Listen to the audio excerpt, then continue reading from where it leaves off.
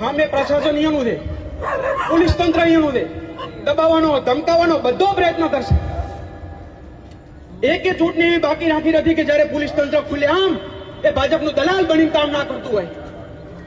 અને આજે આ મીડિયાના માધ્યમથી હું કહેવા માંગુ છું કે આ વાવ થરાદની ચૂંટણીની અંદર જો કોઈ પોલીસ વાળા જો સરકારનો હાથો બન્યા તો આ ચૂંટણી પછી તમે છો ને અમે છો, તમારે અડ્ડાના હપ્તા લેવા જોઈએ.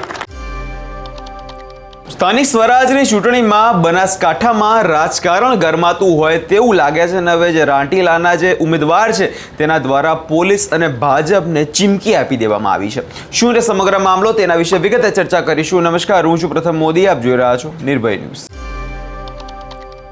ગુજરાતમાં સ્થાનિક સ્વરાજની ચૂંટણી લઈ રાજકારણ ગરમાઈ રહ્યું છે અને આ વખતે એક મુદ્દો સખત ચર્ચામાં છે અને એ છે ભાજપ અને પોલીસનું ગઠબંધન. આના જ કારણે આપણે જોયું કે ગુજરાતમાં અલગ અલગ જગ્યાએ જે છે આમ આદમી પાર્ટીના લોકો દ્વારા, કોંગ્રેસ દ્વારા વિરોધ કરવામાં આવી રહ્યો છે અને આ બધાની વચ્ચે હવે બનાસકાંઠાના રાંટીલાના જે ઉમેદવાર છે તેના દ્વારા એક પોલીસ અને ભાજપને ચીમકી આપી દેવામાં આવી છે અને કહી દેવામાં આવ્યું છે કે જો હવે તમે આ પ્રકારે જ તમારી નીતિઓ ચાલુ રાખી તો બનાસકાંઠામાં અમે ચૂંટણી જીત્યા કે ના જીત્યા આના પછી હવે તમારી ખેર નહીં જેવી ચીમકી પણ આપી દેવામાં આવી છે.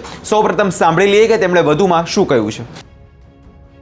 આપ સૌને બસ આટલી જ વિનંતી કરું. ઘણા મહેમાનો હજી બધા ખાસા ટાઈમથી બેઠા છો, બધાને ખૂબ વિનંતી કરું છું મારા તરફથી એક બધાને ફોન કરી દો, જાવું પડે તો જા દો, જે જરૂરિયાત હોય નાની મોટી ગાડીની વ્યવસ્થા કરવી હોય એ કરવું હોય બધું કરશો, પણ આ ચૂંટણી જીતવા માટે આપણે તન મન ધનથી મહેનત કરવી પડશે. કારણ કે સામે પ્રશાસન અહીંયાનું છે, પોલીસ તંત્ર અહીંયાનું છે, દબાવવાનો ધમકાવવાનો બધો પ્રયત્ન કરશે.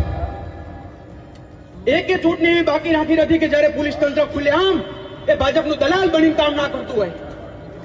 અને આજે આ મીડિયાના માધ્યમથી હું કહેવા માંગુ છું કે આ વાવ થરાદની ચૂંટણીની અંદર જો કોઈ પોલીસ વાળા જો સરકારનો હાથો બન્યા તો આ ચૂંટણી પછી તમે છો ને અમે છો, તમારે અડ્ડાના હપ્તા લેવા જોઈએ, તમારે ડ્રગ્સના હપ્તા લેવા દે, તમારે બે અમનાની સંપત્તિ બનાવી દે, પછી અમે ને તમે છો.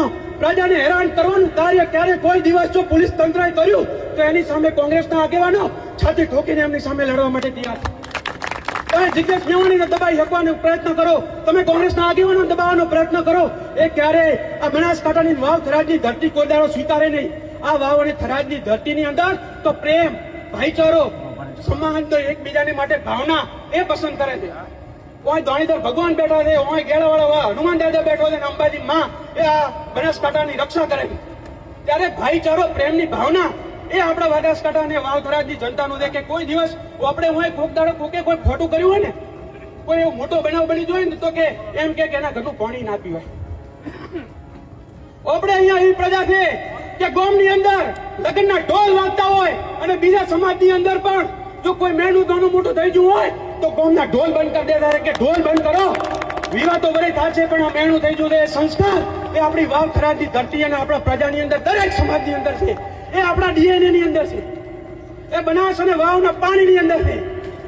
અને એના માટે કરીને કહું છું કે આ વખતે ભાજપને એવો તમાચો મારો કે અમને 2027 ની અંદર બીક આવી જોઈએ અહીંયા કે પ્રજાના કામ નહીં કરો, જો ખેડૂતોને હેરાન કરશું, પરેશાન કરશું તો વાવ થરાદની પ્રજા એક ટપકું કરવાની નથી. આવી બીક અહીંયા આવી જોઈએ.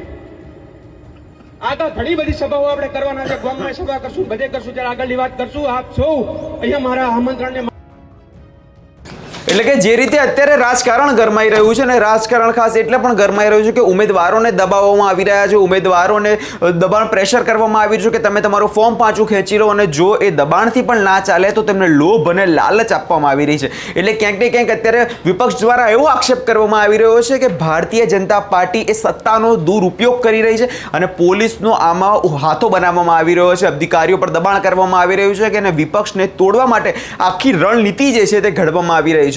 અને એના જ કારણે લોકશાહીનું અપમાન થતું હોય તેવી પણ આ ઘટના છે તે સામે આવી છે. હવે જોવાનું એ રહેશે આગળના સમયમાં થાય છે શું. આ વિષયમાં આપનો શું અભિપ્રાય છે અમને કમેન્ટ કરી ચોક્કસથી જણાવજો. અમારી ચેનલ નિર્ભય ન્યૂઝને લાઇક, શેર અને સબસ્ક્રાઇબ કરવાનું ભૂલશો નહીં.